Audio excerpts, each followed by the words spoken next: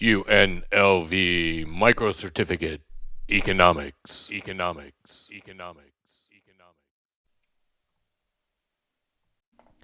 All right, so the first thing we want to talk about to get more serious about this. Remember we talked about prices of other goods. Well, there's two real things we mean there. One is called substitutes. So if I look at the four restaurants here on the screen, Chipotle, Taco Bell, Cafe Rio, and Del Taco, they're all substitutes for each other. Now, you may think they're better or worse substitutes. You may never eat at Taco Bell and love Chipotle and occasionally eat at Cafe Rio, or you think that Taco Bell is the greatest restaurant on earth. It doesn't matter. What matters is that if Taco Bell lowers all their prices dramatically, which they did once, what will happen? Okay? Taco Bell went and lowered their prices. For a brief time, they had this $59, $79, $99 thing. Well, all the other restaurants lost sales, and Taco Bell's sales boomed. So Taco Bell sales exploded because their price went down. People left other substitutes, including places like McDonald's and Burger King, and they went to Taco Bell. Okay? So if the price of substitute X rises, the demand for good Y rises. So when Taco Bell raised their prices back up because they couldn't make any money, right? It was a promotion. It was a thing. So when Taco Bell raises their price up, the demand for Cafe Rio and Del Taco and Chipotle are going to rise too. I'm going to buy less of the substitute, less of the good, and more of the substitute. Okay?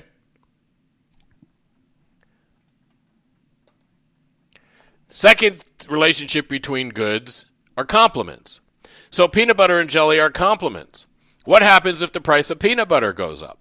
Well, I'm probably going to buy less peanut butter, but that also means I'm going to buy less jelly, right? If the only reason I buy jelly is to make peanut butter sandwiches, and now I can't afford the peanut butter, done, right?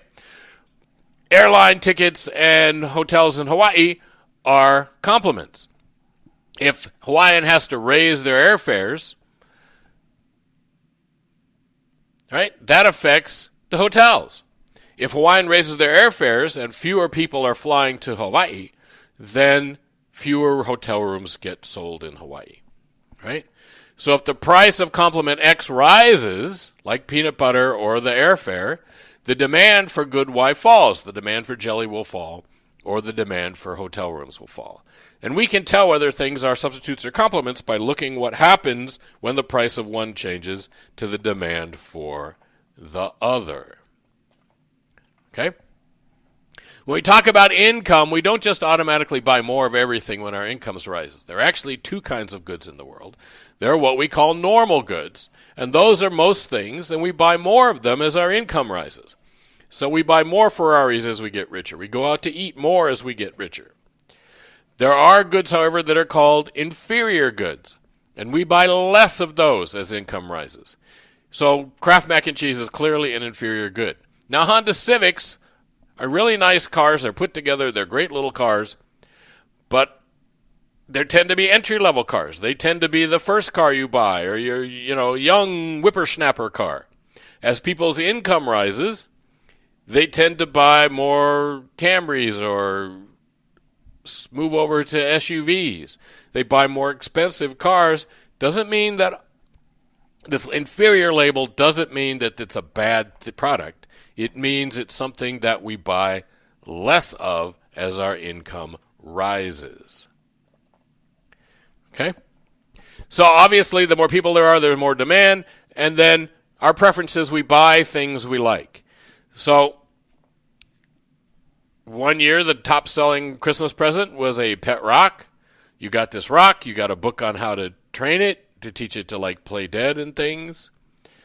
Well, it's a fad. It goes away, right?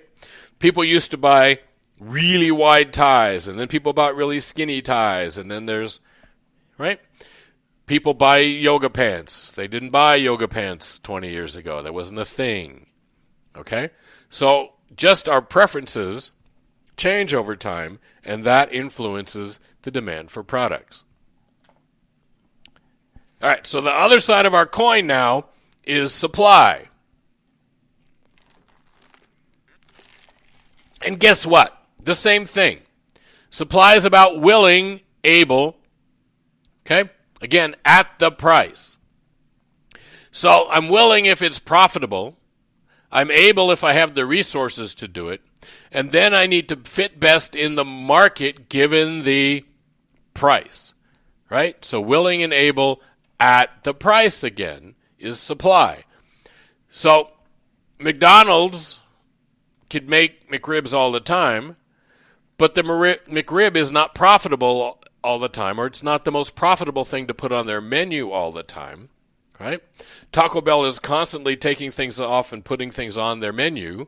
Some of those things come on and off because they want to try a new product and they think that new products encourage people to get into their store. But some of them, they go off of the menu because they're not selling and there's better uses for their resources. Okay? So supply is the amount producers are willing and able to sell at a given price. And you can see the kind of match here we have between supply and demand. Willing and able given price. Okay?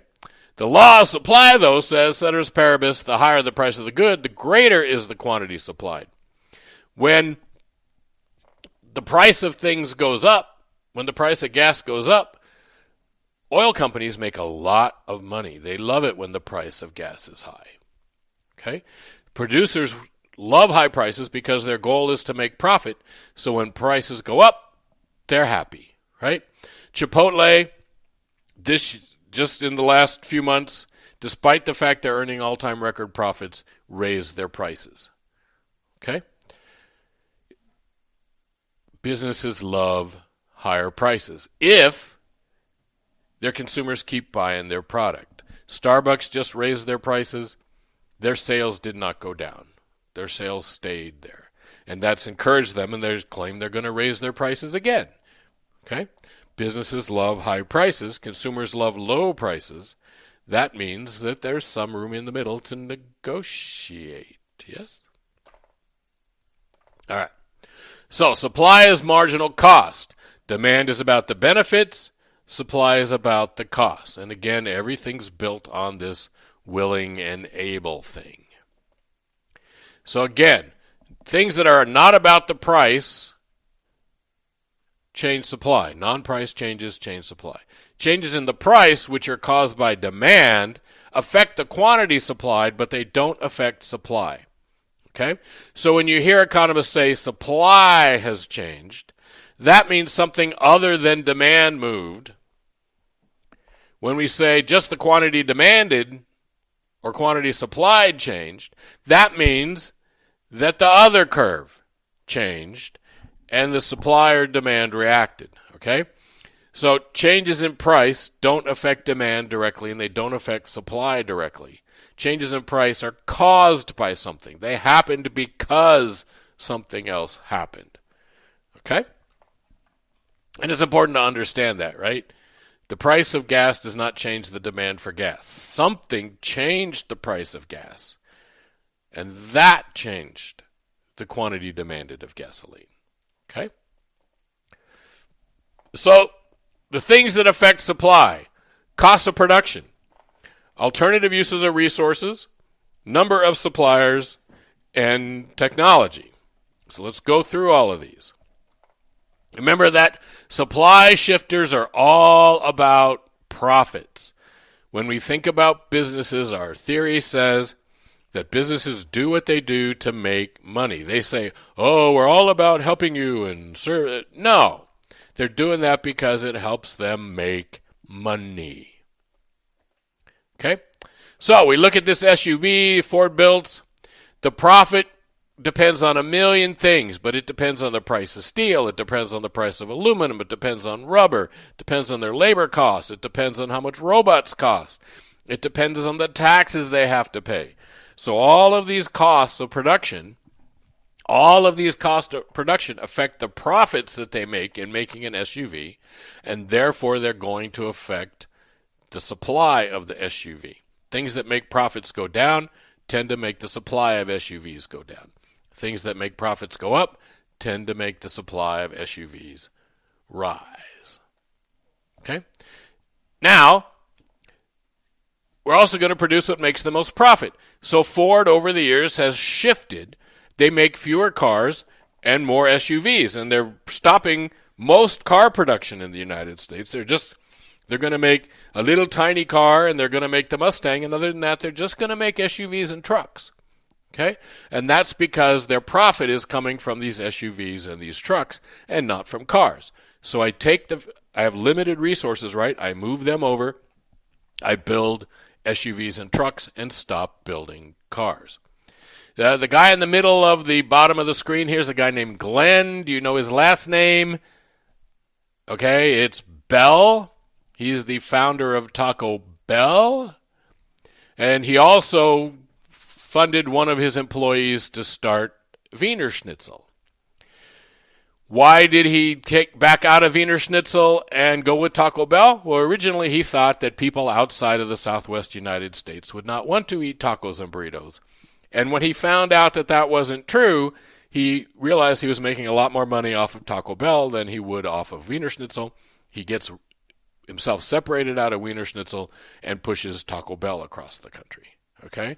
We put our resources where they make the most profit for us. Technology, obviously, as we put more and more technology out into the workplace, that helps us improve supply, increase supply.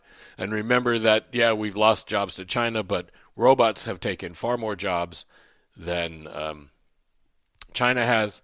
And both those moves, moving jobs to China or moving them off to robots, we make those moves as a business because they help us increase our profits.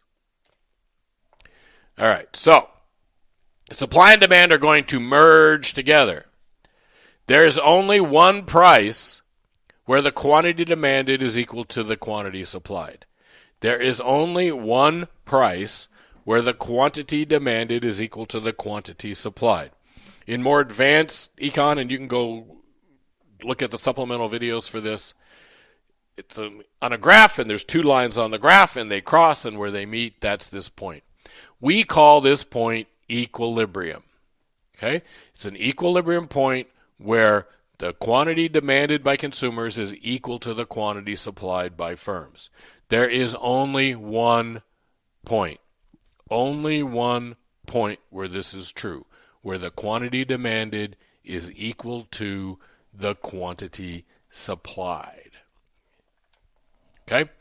We need this. We need this information. The most important information we have to allocate resources and deal with scarcity are prices. So the fact that prices should always be moving toward this equilibrium, and we might be able to see it, this helps us allocate our resources. When we know the prices of things, when we know the prices at Taco Bell, and when we know the prices at Chipotle, that helps us allocate our resources between buying Chipotle and buying Taco Bell. As we'll see, when we get to this world where prices are going up all the time and we can't necessarily figure out what's going on, it makes it harder for us to deal with scarcity and harder for us to allocate our resources when we don't know what prices are or what they're going to be. We need good prices. Okay? So, sometimes prices are below equilibrium. The price is too low. It's like Goldilocks, right? The first price was too low. What happens when prices are too low? Well, the answer is consumers buy more of this good or try to buy more of this good,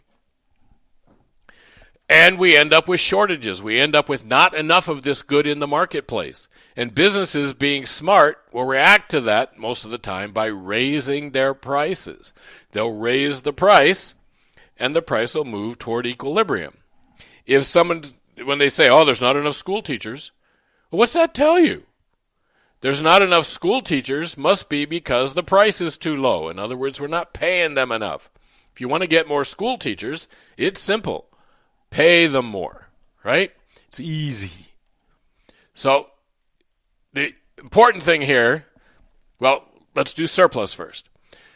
If the price is above equilibrium, businesses love high prices. They're going to produce a bunch of stuff. But consumers hate high prices.